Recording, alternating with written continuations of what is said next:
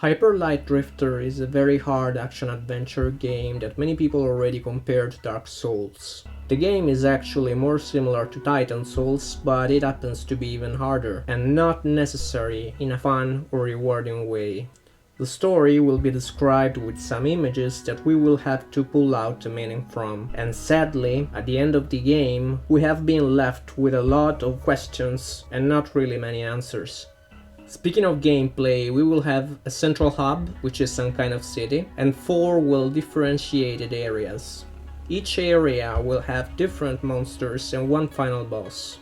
By killing the boss we will free the area, and once we beat them all we will open the gate that will lead us to the final boss. Of course, you're free to start a new game plus if you feel like it. In order to survive, we will have to master a battle system that can be rewarding and frustrating at the same time. The fights will have an extremely fast pacing. We will have several options both in defense and in attack, and we will be able to use skills, secondary weapons, and particular items.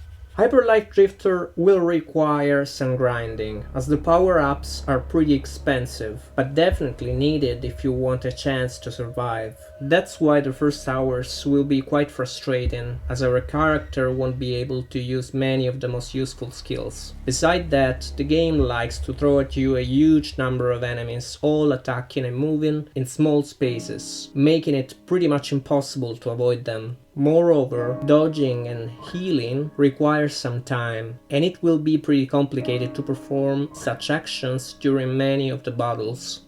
Basically, the game lacks in accessibility. It doesn't help that much with tutorials, and it is built aiming only to hardcore players, who will be okay replaying the same area over and over again and overcoming frustration.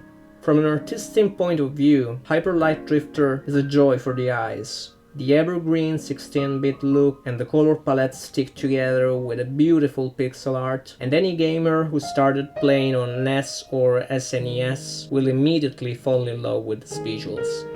In conclusion, Hyper Light Drifter pretty much follows today's trend, which is making hard games that can provide a good challenge even to the most experienced players. There are some flaws in game design, which we can understand as this is the first product of a small independent developer.